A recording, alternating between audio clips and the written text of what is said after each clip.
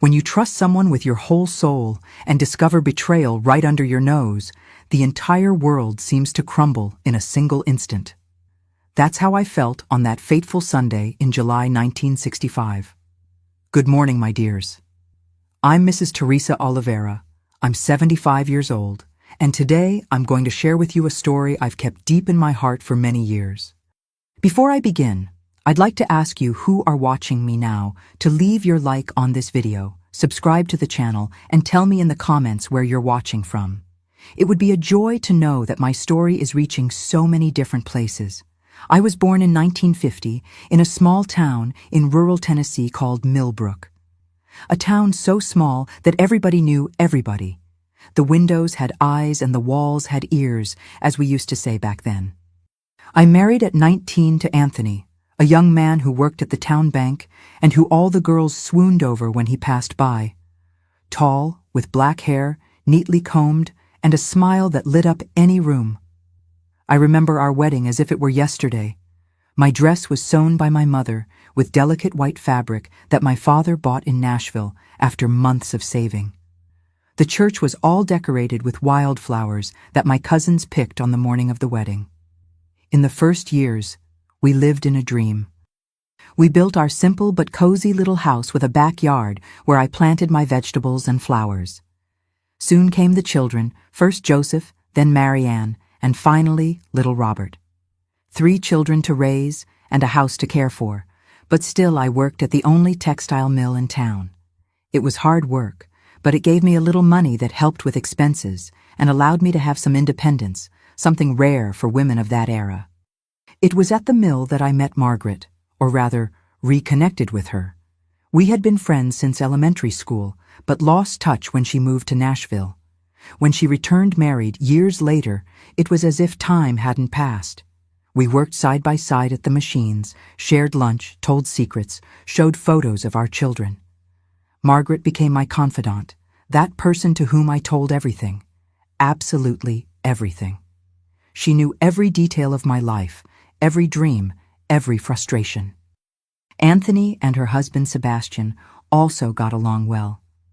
On Sundays off, the families would gather for long lunches in my backyard or hers. The children played together while we adults talked about life, about plans for the future, about the town's problems. They were simple moments, but they brought me genuine happiness. I really believed I had built a perfect life. Work at the mill was exhausting. We spent the entire day standing amid the deafening noise of the machines, breathing in fabric dust, with our hands always hurt and calloused. But there was solidarity among us women. We helped each other, shared pains and joys. And at the center of that support network was Margaret, always smiling, always willing to extend a hand when someone needed it. When Robert, my youngest, got sick with pneumonia and I needed to miss work for a week, it was Margaret who offered to cover my shift so I wouldn't lose my job. When Anthony was promoted at the bank and we had a small celebration, it was Margaret who helped prepare everything, who decorated the house with colored crepe paper and made that cornbread cake that was her specialty. When I needed someone to vent to about difficulties in marriage, the small disagreements, the unmet expectations, it was on Margaret's shoulder that I cried.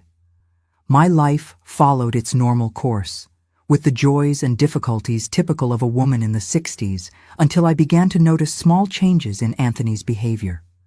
At first, they were subtle things, so small that I almost doubted what I saw. A shirt with a different perfume, a discreet lipstick stain on his collar that he said was from an elderly lady at the bank who always greeted him with a kiss. Money that disappeared without explanation. Phone calls that he answered quickly and soon hung up when I entered the room.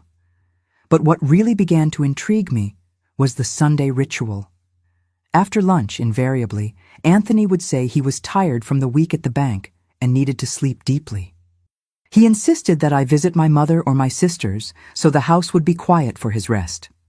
At first, I saw nothing wrong with that. After all, work at the bank was stressful and everyone needs moments of rest. I took advantage to take the children for a walk, visit family, or simply stroll through the town square. Over time, however, I began to notice strange looks between Anthony and Margaret during our gatherings, contained giggles when they crossed paths on the street. And curiously, Margaret always asked about my plans for Sunday afternoons. "Are you going to visit your mother after lunch, Teresa?" she would ask, with an interest that at the time seemed just friendly concern. I remember perfectly the first time I felt that pang of suspicion. It was a regular day at the mill. We were, as always, side by side at the machines. Margaret seemed distracted, with deep dark circles under her eyes, but a constant smile on her lips. When I asked if everything was okay, she replied yes, that she just hadn't slept well. Spent Sunday afternoon at home alone. Sebastian went fishing with friends. "I was just thinking about life, that's all," she said. But that same morning earlier, Sebastian had stopped by the mill to bring the lunch she had forgotten at home, and excitedly commented about the football game he had watched with friends on Sunday afternoon at George's house. He said nothing about fishing. It was a small contradiction that could have been just a misunderstanding, but something inside me set off an alert. From there, I began to pay more attention. I noticed how Margaret became agitated on Fridays, talking about weekend plans. How she always showed up with something new on Mondays: lipstick, a scarf, a pair of earrings, small gifts she said she bought for herself, because every woman deserves to feel beautiful. I noticed how she casually asked about Anthony's schedules, about when he would be home or at the bank. And Anthony, my Anthony, also began to act differently, more careful with his appearance, using more cologne, always checking his watch on Sundays, anxious for me to leave with the children. There was even a Sunday when he got irritated because Robert had a slight fever and I decided to stay home to care for him. "You don't need to stay, Teresa. It's just a little fever. Take him to your mother to care for." "You know I need to rest," he insisted with an irritation that didn't match his generally calm personality. It was that night, with Robert finally sleeping after the fever broke, that I decided I needed to know the truth. I couldn't continue living with that suspicion growing inside me like a weed, slowly suffocating all the love and trust I had built over the years. Next Sunday, I would discover what happened in my absence. Next Sunday, I would face the truth, whatever it was. And that's what I did.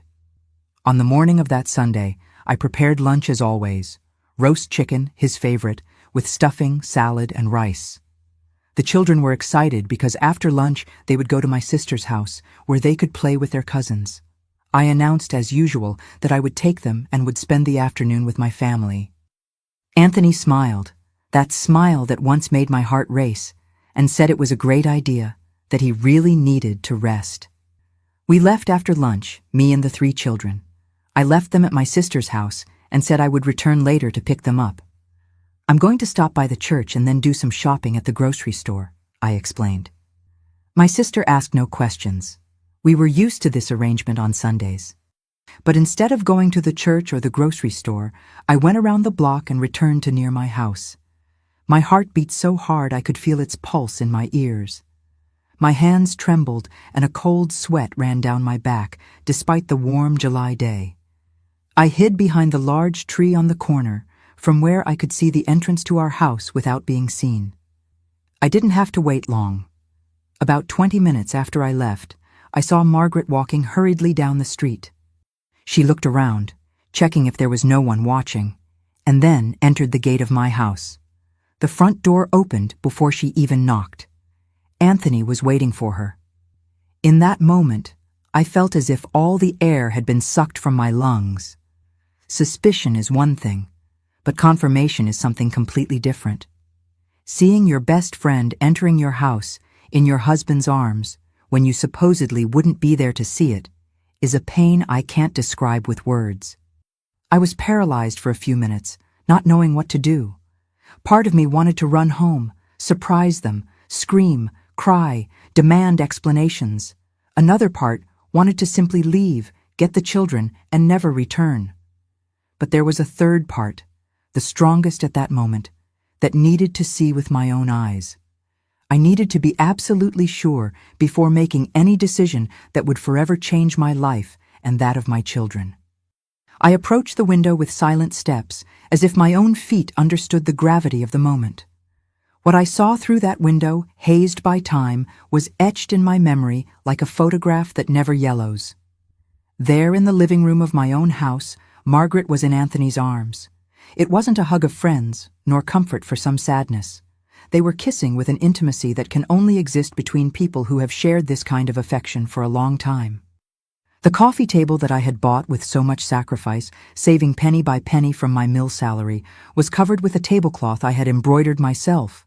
On top of it, 2 wine glasses. The wine we saved for special occasions that Anthony said was too expensive to consume regularly. Beside it, a plate with those cinnamon cookies that only Margaret knew how to make, the same ones she brought for our lunches at the mill and that I praised so much. I felt my legs weaken and needed to lean against the wall to avoid falling. The sensation was of watching a movie about someone else's life. How could it be my life, my house, my husband, and my best friend in that scene that shattered my heart into 1,000 pieces? The room was exactly as I had left it, except for one detail. The portrait from our wedding, which always sat on the sideboard, was turned face down. That hit me like a slap. They couldn't look at our photo while they gave themselves to that forbidden encounter. At least that minimum of shame remained. I stayed paralyzed, watching long enough to hear fragments of their conversation. They talked about me, about how I was naive, about how easy it was to deceive me for so long. Margaret laughed as she told how I had vented to her about my insecurities in marriage, never suspecting she was the cause of them. Anthony commented on how I never questioned his deep Sunday sleeps, how I was so predictable in my routines. "She never suspected?" asked Margaret, nestled in his chest, the same chest where I rested my head on the rare nights when Anthony still showed me affection. "Teresa? Never. She's too busy with the children and the house to notice anything," he replied with a laugh that cut me deeper than any knife could. It was when Margaret said something that made me understand the extent of that betrayal. "How long has it been?" 3 years. Almost 4, Anthony corrected, kissing her again. 4 years.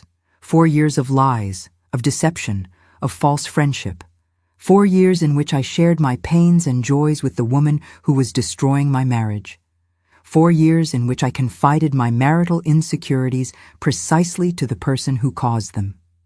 The irony was so cruel, I almost laughed, a bitter laugh that stuck in my throat and turned into a silent sob.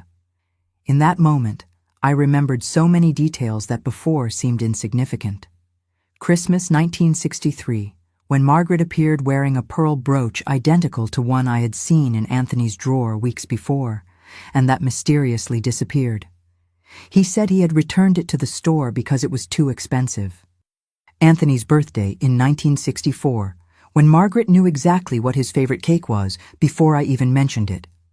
The countless times she showed up at the mill wearing a cologne that reminded me of Anthony, and when I questioned her, she said she had received it from Sebastian, the same Sebastian who could barely remember her birthday. As these memories invaded my mind, they continued in the living room, completely oblivious to my presence. I saw when Anthony stood up and grabbed something from the shelf, a small package he handed to her. Margaret opened it with the excitement of a child, revealing a pair of gold earrings, the same ones I had admired in the store window downtown a few weeks earlier when we passed by there after Mass. I commented to Anthony how beautiful they were, and he responded, "They were too expensive for our budget." Apparently, they weren't too expensive to gift his mistress. "They're beautiful. I'll wear them tomorrow at the mill," said Margaret, putting them on immediately. "Don't be foolish," reprimanded Anthony. "Teresa will recognize them. Only wear them when you're with me." Those words hit me like lightning. It wasn't just an impulsive betrayal, a momentary mistake. It was calculated, planned, carefully orchestrated so I would never discover. They had rules. They had a system. They had a routine within my own house, using my objects, drinking my wine, laughing at my naivety. I couldn't take it anymore. I moved away from the window with my heart beating irregularly and my breath interrupted by sobs I struggled to contain. I couldn't be discovered there, not at that moment. I needed to think. I needed to breathe. I needed to understand what I would do with that revelation that had just turned my life upside down. I walked aimlessly through the town streets, barely seeing the path ahead because of the tears that blurred my vision. I ended up arriving at the central square, the same one where Anthony proposed to me 16 years before, kneeling under the large dogwood tree that bloomed at that time of year.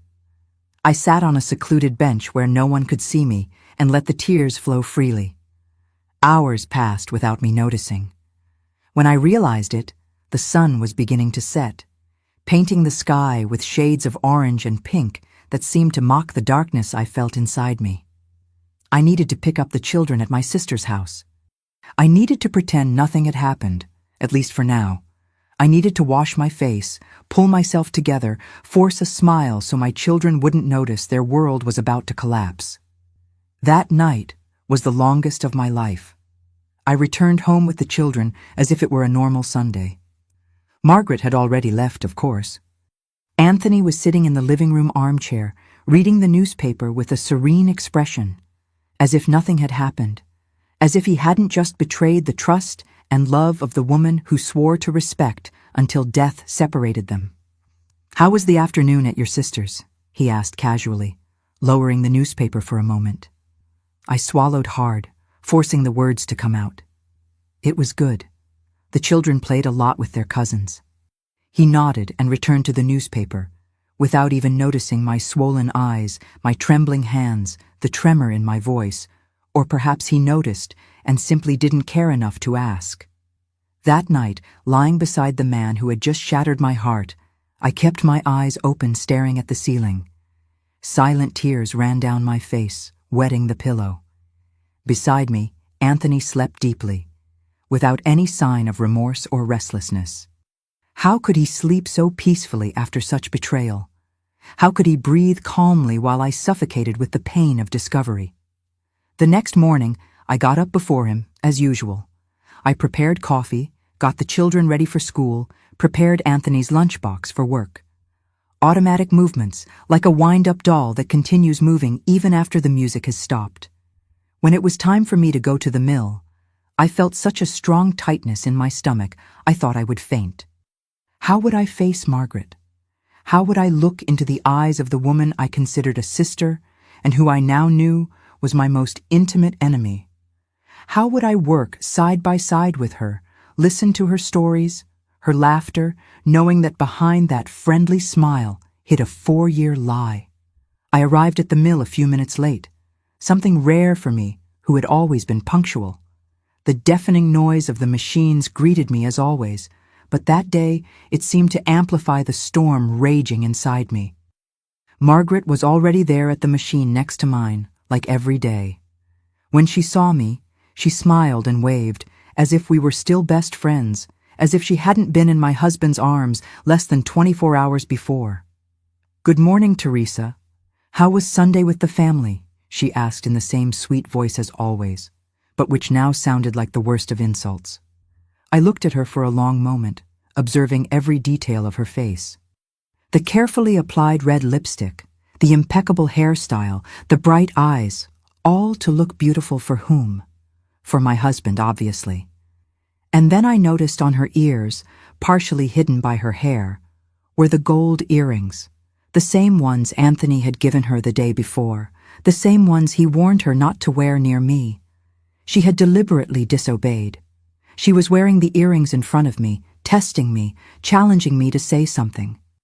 Or perhaps it was just carelessness, arrogance, the certainty that I would never notice, that I was too foolish to make the connection.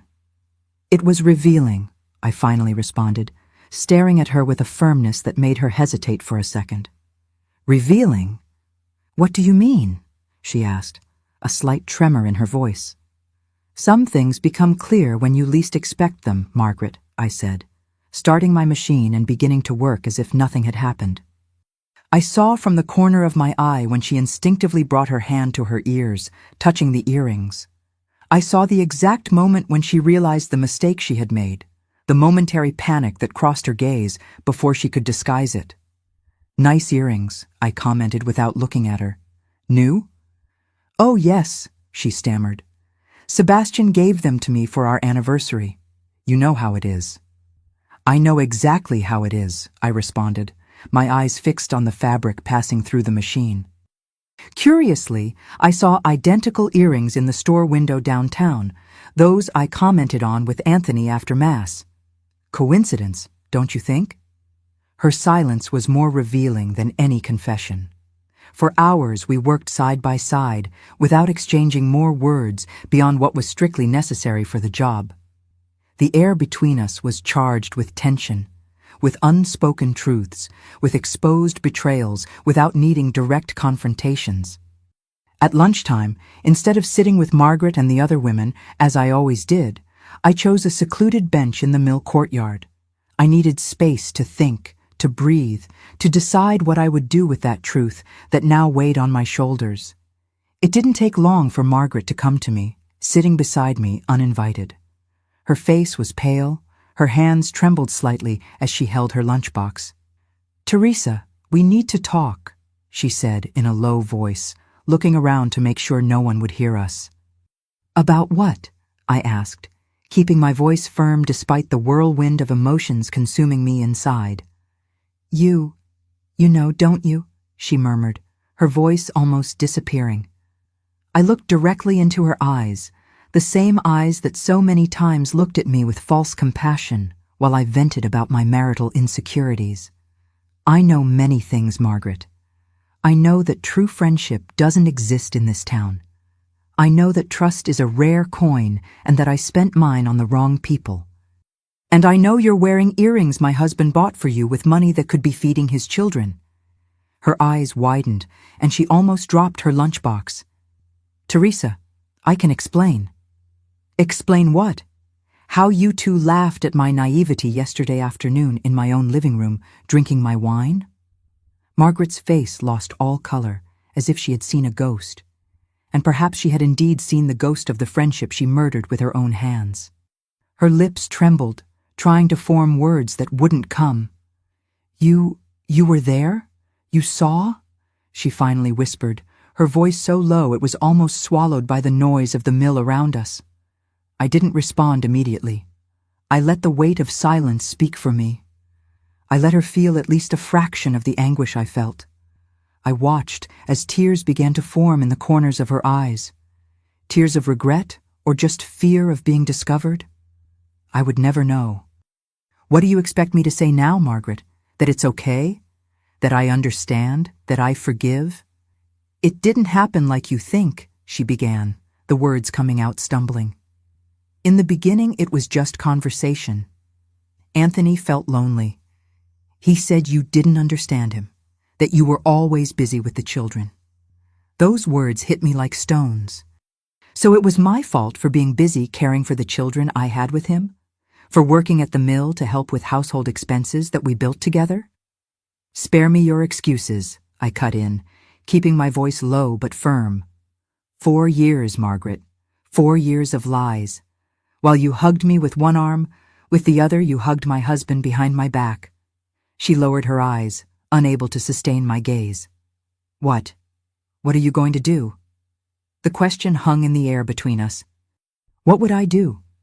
A question I had been asking myself since the moment I saw the two of them together in my living room. What does a 35-year-old woman do with 3 children to raise without her own resources beyond a mill worker's salary in a small town in the 60s when she discovers she's been betrayed by her husband and best friend? "I don't know yet," I responded honestly. "But you and I are done. The machine next to mine is vacant starting today. Request a transfer to another sector or find another job because I won't be able to look at you every day without feeling disgust." I stood up, leaving her sitting alone on the courtyard bench, with tears now flowing freely down her face. I felt no pity, no remorse. At that moment, I only felt an enormous void where once existed a friendship I considered unshakable. I returned to my machine before the break ended, ignoring the curious looks from the other women who certainly noticed the scene in the courtyard. Margaret didn't return to work that afternoon. She sent a message through another worker saying she was feeling ill and needed to go home. Cowardly to the end. Upon returning home that day, I found Anthony in the living room, reading the newspaper as if it were just another ordinary day. He briefly raised his eyes when I entered, threw me a casual good afternoon, and returned to his reading, as if he hadn't spent Sunday afternoon in my best friend's arms in that same armchair. That night, after the children slept, I confronted him. I didn't scream, didn't cry, didn't make a scene. I simply said, "I know about you and Margaret." He slowly lowered the newspaper, his eyes fixed on mine, looking for some sign of doubt or hesitation. He found none. "What are you talking about, Teresa?" he tried, but his voice already revealed he knew exactly what I was talking about. "Sunday, I came back. I saw you two in our living room, heard your conversation. 4 years, Anthony. 4 years of lies." His face changed. The mask of innocence fell, revealing first surprise, then irritation. No trace of regret. "And what are you going to do?" he asked with the same arrogance of someone who knows they hold all the cards. The same question Margaret had asked hours before. What would I do? In Millbrook in 1965, a separated woman was a marked woman. A shame to the family, target of gossip, excluded from society, not to mention the practical difficulties. How would I support 3 children alone on my millworker's salary? How would I pay rent for a house? How would I explain to the children? "I don't know yet," I responded honestly, "but I know I can't continue living in this lie." He laughed then. A dry laugh, devoid of humor. "And where will you go, Teresa? Back to your parents' house with 3 children? Live on your sister's charity? Maybe you can rent a little room in the back of some yard. With what you earn at the mill, it's barely enough to buy food, much less pay rent." Each word was like a knife, cutting deep, exposing the raw truth of my situation. He was right, and he knew it. I was trapped. "The children need a father," he continued, his voice now softer, as if speaking to a child who needs to understand an obvious truth. "You need a husband. What happened, happened, but it doesn't mean anything. Margaret doesn't mean anything." 4 years mean nothing? I asked, my voice trembling with indignation. He shrugged, as if we were discussing what movie to watch at the cinema, not about the betrayal that destroyed our family. "It's what men do, Teresa. You're too naive. Ask any woman in town if her husband never had an affair. The difference is they're smart enough to pretend they don't know, not to see what's in front of their eyes. They understand how the world works." That conversation ended without resolution. Me, paralyzed by the reality of my situation. Him, secure in the certainty that I had no option but to accept and move forward. In the following weeks, I lived in a kind of limbo. I continued caring for the house, the children, working at the mill. Margaret requested a transfer to another sector, which meant we didn't need to work side by side anymore. But we still occasionally crossed paths in the hallways or cafeteria. She would lower her eyes and quickly move away, as if I were carrying some contagious disease. Anthony continued with his routine as if nothing had happened. The only difference was he no longer insisted for me to leave on Sunday afternoons. Somehow, that made everything even worse, knowing they had simply transferred their meetings to another place, perhaps her house when Sebastian was away, or some rented room in the neighboring town. The nights were the worst. Lying beside him, separated only by inches that seemed like miles, I wondered how I had gotten to that situation, where I had gone wrong, what I could have done differently. Questions that only led me to more pain, more doubts, more sleepless nights. I began to notice pitying looks from the town women when they saw me at the market, at church, at the school door picking up the children. The whispers that abruptly ceased when I approached, the forced smiles, the superficial questions about how I was, without really wanting to hear the answer. The news had spread, as everything spreads in a small town. Everyone knew, everyone commented, and everyone waited to see what foolish Teresa would do. "Teresa, dear, you need to think about the children," said my mother when I finally gathered courage to confide in her. "A home without a father isn't a home.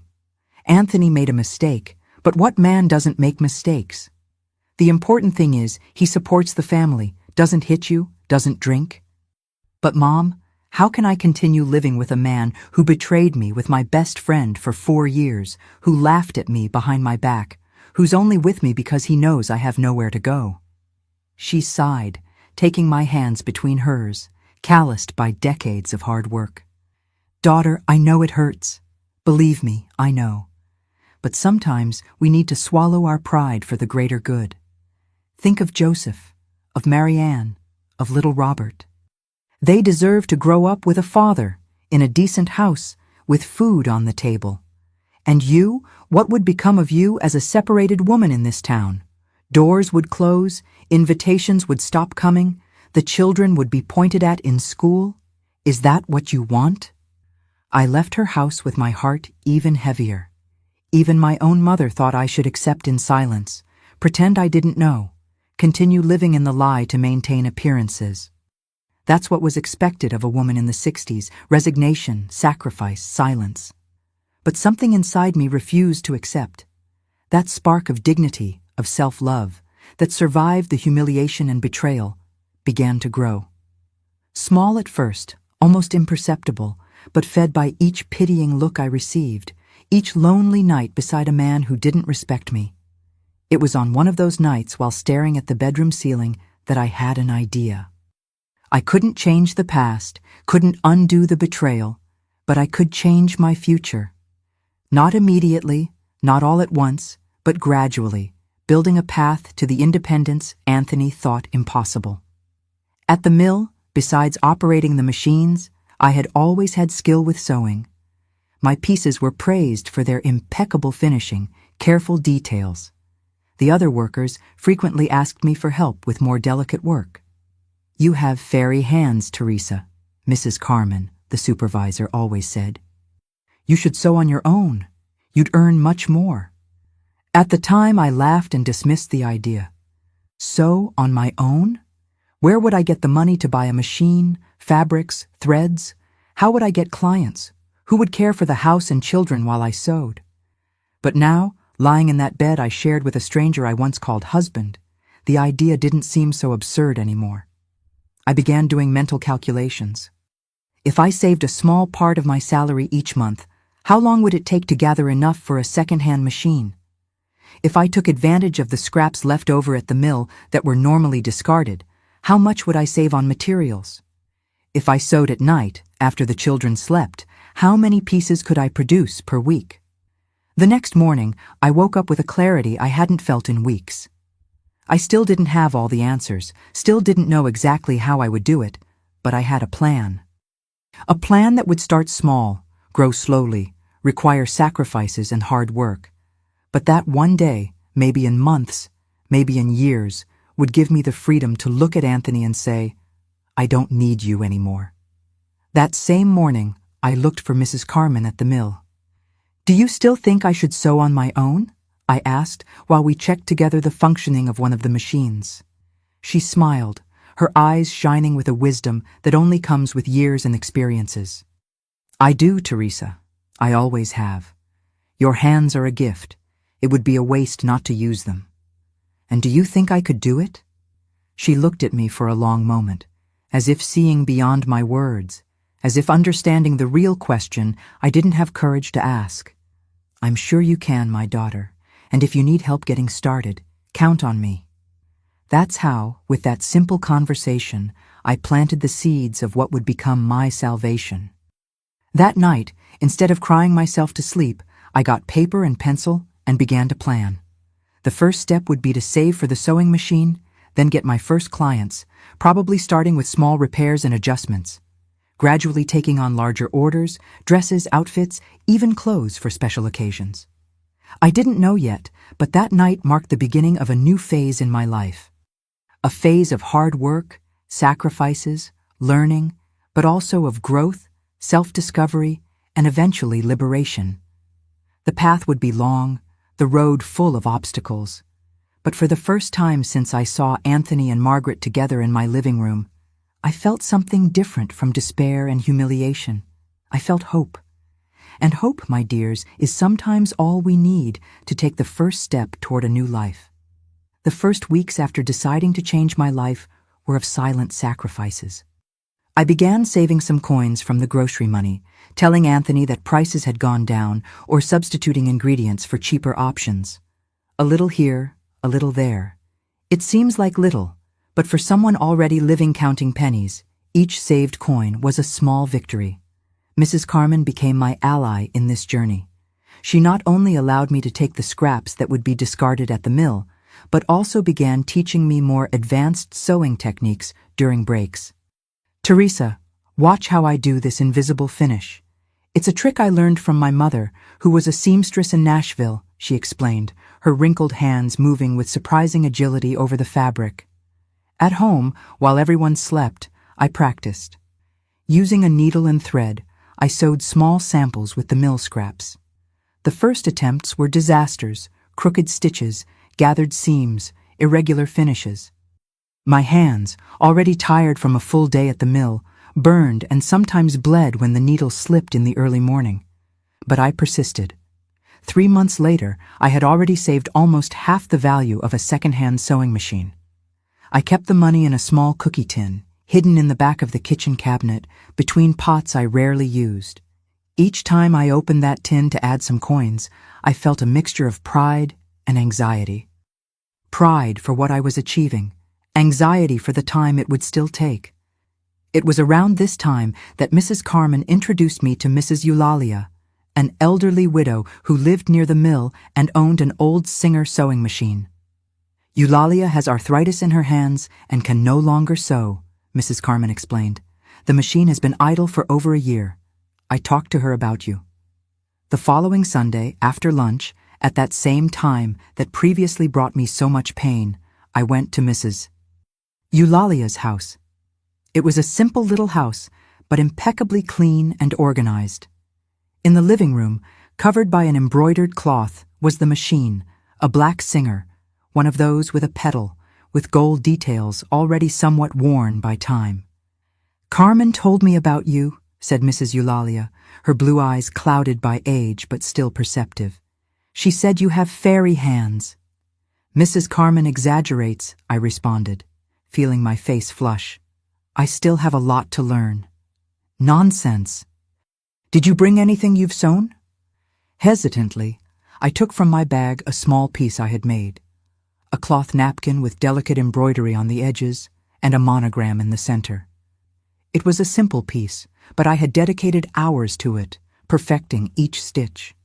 Mrs. Eulalia examined the napkin for long minutes, turning it from one side to the other, running her wrinkled fingers over the embroidery stitches, bringing it close to her eyes to better see the details. "Carmen didn't exaggerate," she finally said. "Your hands really have a gift." I felt a warmth in my chest, a mix of pride and gratitude. It was the first time in a long time that someone recognized something of value in me beyond my capacity to be a wife and mother. "This machine has been idle for too long," continued Mrs. Eulalia, caressing the Singer as if it were a pet. "Sewing machines are like people. They need to work, need to create, need to be useful, otherwise they rust and die." She paused, observing me with those eyes that seemed to see beyond the surface. "Would you like to use it, Teresa? I don't have daughters to leave it to, and my nephews don't care about these old things. You could come here in your free time. I would be happy to have company, and the machine would be happy to work again." I felt my eyes fill with tears. It was a generosity I didn't expect, an opportunity that seemed almost miraculous. I don't know what to say, Mrs. Eulalia." "It's so kind of you." "It's not kindness, my daughter, it's practicality. What good is an idle machine to me? And besides, maybe you can sew me some new curtains as payment. Mine are already fading." That's how my partnership with Mrs. Eulalia and her Singer began. 3 times a week, after work at the mill, I would go to her house. At first I just practiced, doing small projects to perfect my technique. Mrs. Eulalia, who had been an excellent seamstress in her youth, shared her knowledge. She corrected my mistakes, taught tricks that weren't in any book. The first orders came from the mill workers themselves. A simple dress for one's daughter, a skirt for another. Adjustments on an outfit for a third. Small jobs, modestly paid, but which gave me experience and, more importantly, confidence. Anthony noticed my absences, of course. When he asked where I was going so many afternoons, I said I was helping Mrs. Eulalia, an elderly and lonely lady who needed company. It wasn't a lie, just not the whole truth. He didn't question further. He was probably relieved that I had found something to occupy my time, something to distract me from suspicions about him and Margaret. I didn't know at that time if they were still meeting. Part of me wanted to believe that the conversation we had, the discovery of the betrayal, had put an end to that relationship. Another part, more cynical, more hurt, knew they had probably just become more careful. But surprisingly, this no longer consumed me as before. The pain was still there, the sense of betrayal, the humiliation, but now it shared space with something new. Purpose. Each stitch I made on Mrs. Eulalia's singer was a step toward my independence. Each coin I received for a completed job was a brick in building my freedom. 6 months after starting to sew at Mrs. Eulalia's house, I received my first big order, a wedding dress. The daughter of one of my clients was getting married, and having seen the work I did for her mother, wanted me to create her dress. "I don't know if I can, Mrs. Eulalia," I confessed, scared by the responsibility. "A wedding dress is different from everything I've done." "Nonsense," she replied with her usual frankness. "It's just a white dress with more ruffles. You have enough talent, and I'm here to help." For 2 months, I worked on that dress with a dedication I had never dedicated to anything before. Each stitch, each detail, each lace application was done, undone, and redone until achieving perfection. Sometimes I stayed at Mrs. Eulalia's house until late at night, returning home only when I knew everyone would already be sleeping. The result was beyond my expectations. The dress was simple but elegant. The white satin fell in soft lines. The lace applied to the bodice and sleeves created a delicate effect. The veil perfectly complemented the ensemble. When the bride tried it on for the first time and looked at herself in the mirror, her eyes shone with emotion. "It's exactly like I dreamed, Mrs. Teresa," she said, spinning to see the dress from all angles. "It looks like a dress from a magazine." When she paid me, an amount larger than any other I had received until then, she added, "I'm going to tell all my friends who are getting married to look for you. No one in Nashville would do such beautiful work." And so, word by word, client by client, my reputation began to grow. What began as small adjustment jobs transformed into regular orders for complete pieces. Soon, it wasn't just the mill workers looking for me, but their sisters, their cousins, their neighbors. Women I didn't even know began appearing at Mrs. Eulalia's house, asking for the seamstress who made Mrs. Aparecida's daughter's wedding dress. The money I earned was carefully managed. One part went to Mrs. Eulalia as payment for using the machine and for her invaluable guidance. Another part was used to buy materials, better quality fabrics, threads, laces, buttons. And the rest was saved, no longer in the cookie tin, but in a savings account I secretly opened at the bank where Anthony worked. A small rebellion that gave me special satisfaction. At home, things remained superficially the same. I continued caring for the children, the house, fulfilling my role as wife. Anthony and I coexisted in a kind of silent truce. We didn't discuss the past, didn't mention Margaret, pretended nothing had changed. But everything had changed. Joseph, my oldest son, now 14, was the first to notice the transformation in me. "Mom, you're different," he commented one night while helping me dry the dishes after dinner. "Different how, son?" "I don't know how to explain, but stronger. You smile more, and your eyes shine in a way they didn't before." I hugged him, moved by his perception. Children see what adults often can't. "I'm discovering new things about myself, son. Things I didn't even know existed." A year and a half after starting to sew at Mrs. Eulalia's house, something happened that would definitively change the course of my story. The singer, faithful companion of so many creations, began to present problems.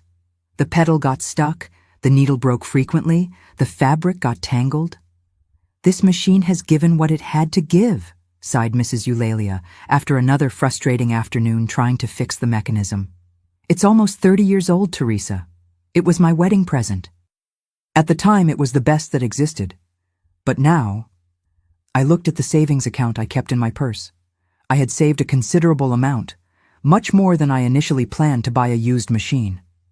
With that money, I could buy a new one, not a latest generation Singer. Those were still beyond my reach, but a good machine, reliable, that would allow me to work more efficiently. But there was something more important I wanted to do with that money. Something I had been silently planning, patiently building, step by step. "Mrs. Eulalia," I said, gathering courage, "what if I opened my own atelier?" The elderly woman's blue eyes widened. Then a smile slowly spread across her wrinkled face. "It was about time you said that, my daughter. I've been waiting for months."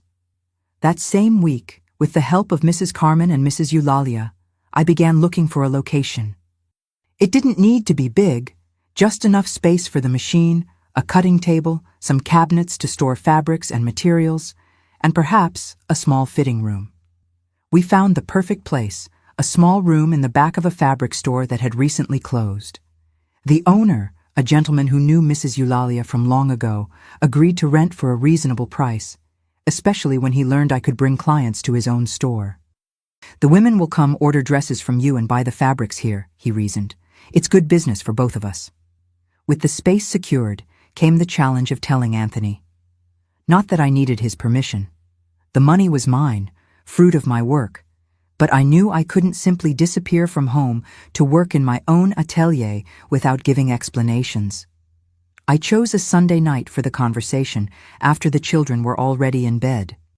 He was reading the newspaper in the living room as usual when I sat in the armchair across from his. "Anthony, I need to talk to you about something important." He lowered the newspaper, arching an eyebrow. In recent months, we had barely talked beyond what was strictly necessary. I rented a space to open my own sewing atelier. The surprise on his face was genuine. Of everything he could expect me to say, certainly that wasn't on the list. "An atelier? With what money?" "With the money I've been earning sewing at Mrs. Eulalia's house. I've been receiving many orders, more than I can handle in that space. I need my own place with adequate equipment." He was silent for a few moments, processing the information. I expected mockery, disbelief, even prohibition. What I didn't expect was the reaction that came next. "And who's going to take care of the house? The children? Isn't working at the mill enough? Now you want to set yourself up as a professional seamstress?" "I'm leaving the mill," I responded calmly.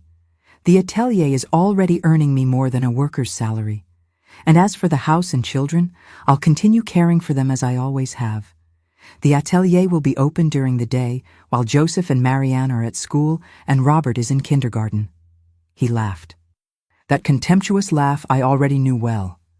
"This won't work, Teresa. You have no idea what it's like to manage a business. You'll go bankrupt in less than 6 months and come crying, begging for me to pay the debts." I kept calm, determined not to let myself be shaken by his words. "Maybe you're right. Maybe I'll fail, but I need to try. It's something I discovered I love doing, something I'm good at. And if it doesn't work, at least I'll have tried." He stared at me for long seconds, as if seeing me really for the first time in years.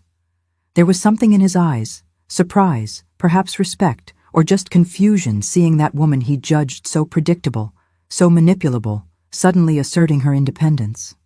"Do what you want," he finally said, raising the newspaper again. "But don't come asking for my help when everything collapses." I didn't respond. I didn't need to. I knew he was wrong, knew I wouldn't fail, and more importantly, knew that even if I failed, never, ever would I ask for his help. 2 weeks later, Teresa's atelier opened its doors. It was a modest beginning, with a new machine, not the most expensive, but a reliable one. A cutting table made by the local carpenter, shelves for fabrics, and a curtain separating a small space that served as a fitting room. The first month was scary and exciting at the same time. I had clients from the time I sewed at Mrs. Eulalia's house. But would they be enough? Would I be able to pay rent, buy materials, still save some money? The answer came faster than I expected. Not only did the old clients continue looking for me, they brought friends, relatives, acquaintances. The wedding dress I had made generated other similar requests. Soon I found myself so busy I needed to hire help. First, a young woman to attend to clients and do small services. Then an apprentice to help me with simpler sewing. 6 months after opening, Teresa's atelier not only survived, it prospered. I had a loyal clientele, a reputation for quality and punctuality, and even a small ad in the local newspaper. Anthony, who initially mocked the idea, now avoided the subject. It was obvious my success bothered him. The money I brought home, much more than I ever earned at the mill, he accepted without comments, as if it were his right. As for Margaret, I learned from others that she and Sebastian had moved to another town. Some said their marriage was in crisis, others that Sebastian got a better job in Nashville. I didn't care about the truth. Margaret and her choices were no longer part of my life. What mattered was that in that small atelier on Millbrook's Main Street, a new Teresa was being born. A woman who discovered her strength, her talent, her value. A woman who, stitch by stitch, seam by seam, was rebuilding not just dresses, but her own life. The following years brought changes I could never have imagined on that Sunday afternoon when I discovered Anthony and Margaret's betrayal. My atelier not only survived, it flourished in ways that exceeded even my boldest dreams. I remember perfectly the day I realized I had truly transformed my life. It was 1968, almost 3 years after the atelier opened. A bride from a wealthy family in Nashville came especially to Millbrook to order her dress after seeing what I had created for her cousin. She arrived in a gleaming car, accompanied by her mother and 2 aunts, all elegantly dressed, with discreet but visibly expensive jewelry. "Mrs. Teresa," she said, looking around my small atelier with curiosity. "They told me your hands work magic with fabrics." I smiled, more confident than in the early days, but still surprised when such distinguished clients sought me out. "It's not magic, just hard work and love for what I do." "Whatever it is," the girl's mother intervened. "The dress you made for my niece was the most beautiful I've ever seen. And look, I've been attending weddings in Nashville for decades." They unfolded on my cutting table drawings, magazine clippings, samples of French lace, ideas for the young bride's dream dress. It was an ambitious project, much more elaborate than anything I had done before. The budget I proposed, trembling inside, fearing they would find me too expensive, was accepted without hesitation. "When can we schedule the first fitting?" asked the bride, as if there had never been any doubt I would be chosen to realize her dream. In that moment, looking at those sophisticated women from Nashville trusting me, the mill worker who reinvented herself as a seamstress, I felt a wave of gratitude and achievement I could barely contain. The path had been arduous, full of sleepless nights, fingers hurt by needles, endless calculations to make money stretch without compromising quality. But there was the proof. I had succeeded. That bride's dress opened doors I didn't even know existed. Soon other families from Nashville began looking for me. Wedding dresses, graduation outfits, bridesmaid ensembles. My order schedule, which I used to note in a simple notebook, now needed an entire book with months of advance notice. The small atelier in the back of the fabric store was no longer sufficient. In 1970, I moved to a space 3 times larger on Millbrook's Main Street. I hired 2 more seamstresses to help me, in addition to the young woman who had been working with me from the beginning. I bought more machines, professional cutting tables, fitting mannequins. The discreet sign that previously announced Teresa's atelier was replaced by an elegant facade with gold lettering. Teresa Oliveira, Haute Couture. At home, changes were also evident, though less visible to outside eyes. Joseph, now 19, had entered engineering college in Nashville, something that was only possible thanks to money from my work. Marianne, at 17, showed interest in design and frequently helped me at the atelier, drawing models that impressed even the most demanding clients. And Robert, my youngest at 15, although not interested in sewing, was proud to tell his friends that his mother dressed the most elegant women in the region. As for Anthony, our relationship had transformed into something difficult to define. We were no longer husband and wife in the true sense of the word. We were two strangers who shared a house and 3 children. He continued working at the bank, but his salary, which was once our only source of income, now represented less than half of what I brought home from the atelier. This inversion in traditional roles wasn't easy for him to accept. At first, he tried to diminish my success with depreciative comments. "It's just a phase," he would say. "Soon these Nashville women will get tired of coming to this little town and will look for seamstresses there."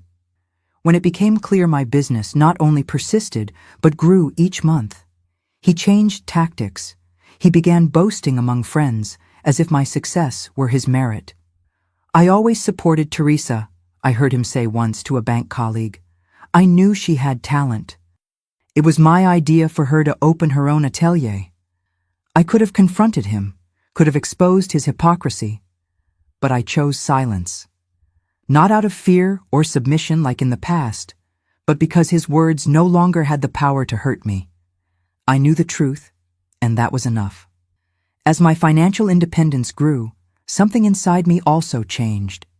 The hurt and humiliation I felt upon discovering the betrayal were no longer open wounds. They had scarred, leaving marks I would carry forever, but which no longer bled with each memory. In their place grew something new, the certainty of my own worth, not as someone's wife or someone's mother, but as a woman, as a professional, as a complete human being in myself. It was in this state of mind that, on a summer night in 1973, I made a decision that had been germinating inside me for years. The children were no longer children. Joseph had graduated and worked in Nashville. Marianne was in design college. Robert would finish high school that year. They no longer needed the constant presence of their mother. And I needed something I had postponed for too long, my complete freedom. I waited for Anthony to return from work that afternoon. I sat at the kitchen table and asked that we talk. He seemed tired, irritated with something that had happened at the bank. In other times, this would have made me retreat, wait for a better moment, but not anymore. "I want a divorce, Anthony." The words came out clear, firm, without hesitation. He, who was about to take a sip of coffee, froze with the cup in the air. "What? Divorce? I know it's not legally recognized yet in Tennessee, but we can do a legal separation until the law changes. I've already consulted a lawyer." He put down the cup, his eyes fixed on me, as if trying to determine if I was serious. "This is absurd, Teresa. After all these years, what will people say?" "I don't care anymore what people will say. I care about what I feel. And what I feel is that this marriage ended a long time ago. Actually, it ended that Sunday afternoon when I saw you and Margaret together in our living room." The mention of Margaret brought a flush to his face. Perhaps shame, perhaps anger that I still remembered that after so many years. "It was a mistake. I already apologized. We moved on." "No, Anthony, you moved on. I built a completely new path for myself, and now I want to walk it alone." He went from shock to anger in seconds. "You can't do this. This house is mine. The money you earned all these years was as my wife. Therefore, it's mine too. By law." I smiled, a calm smile that seemed to disconcert him even more. "It's funny how you ignore my work until the moment you think you can claim it. But don't worry. I don't want anything that's yours. The house can stay with you.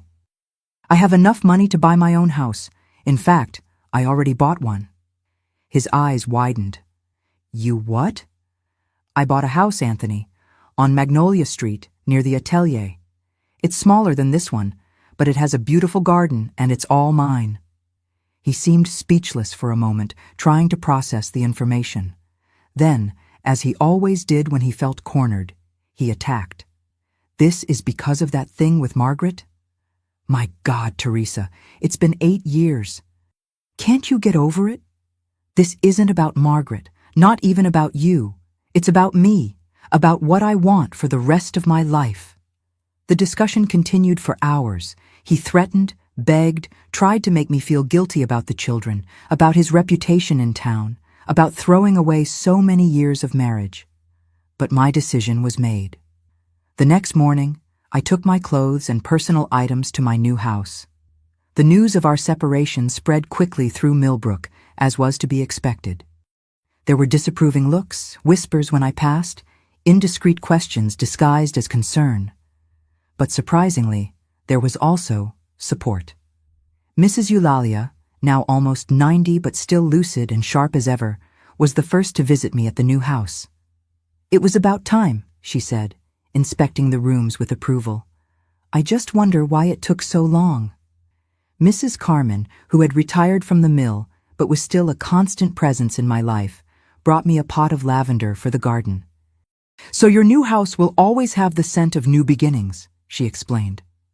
I planted that lavender in the center of the garden, and in the years that followed, whenever its perfume invaded the house on summer nights, I remembered that moment of courage and liberation. The 1970s brought not just my personal independence, but also the expansion of my professional horizons.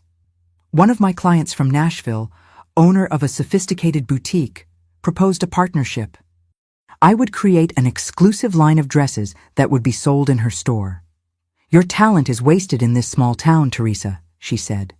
"Your creations deserve a larger audience." It was an immense challenge. Until then, I had worked mainly by order, creating unique pieces for specific clients.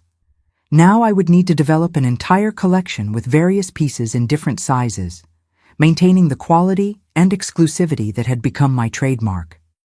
I invested all my savings in this project. I hired more seamstresses, bought imported fabrics, spent sleepless nights designing models, experimenting with cuts, testing finishes. The risk was enormous. If the collection didn't sell, I could lose everything I had built with so much sacrifice. I remember the night before the launch, alone in my house on Magnolia Street, looking at the photos of the finished models spread across the living room table. The fear and insecurity I thought I had overcome returned with full force. Who was I to think I could compete with professional designers? A former mill worker from a small town, without formal training, without connections in the fashion world. That night, I dreamed of my mother, deceased years before. In the dream, she took my calloused hands between hers, also marked by decades of hard work, and said, "These hands were made to create beauty, my daughter. Never doubt it." I woke up with renewed certainty. My creations might not follow conventional fashion rules, might not please everyone, but they carried something no school could teach. The authenticity of someone who learned each stitch through trial and error, who put in each seam not just technique, but heart. The collection was a success beyond expectations. The pieces sold out in 2 weeks, something unprecedented for an unknown designer outside traditional fashion circuits. Soon came invitations to other boutiques, to local fashion shows, even for a small feature in a women's magazine from Nashville. At the height of this success, I received an unexpected visit at the atelier. It was an autumn afternoon in 1975. I was finalizing the details of a gala dress when the receptionist announced, "Mrs. Teresa, there's a lady wanting to speak with you. She says she's an old acquaintance." When I raised my eyes from the fabric, I saw Margaret standing in the doorway of my office. She was older, of course, as I was too, but still recognizable. Her hair, once black, now mixed with gray, her face with more lines, but the same restless eyes, the same slightly hunched posture. "Teresa," she said, her voice trembling. "May I come in?" I was silent for a few moments, so many conflicting emotions arising at once that I didn't know which one to express first. "Come in," I finally said, indicating the chair in front of my desk. She sat down, her hands restless in her lap, her eyes avoiding mine. "You did it," she said, looking around the elegant atelier that had once been just a distant dream. "All this is impressive." "What do you want, Margaret?" I asked, without beating around the bush. Time had healed many wounds, but I wasn't willing to waste it with empty conversation. "I need a job," she responded, her voice almost disappearing. Sebastian left me 2 years ago for a younger woman. The irony of the situation didn't escape me. Life sometimes has a peculiar sense of humor. I heard you're hiring seamstresses, she continued. I know I have no right to ask anything of you after what I did, but I'm desperate, Teresa. No one wants to employ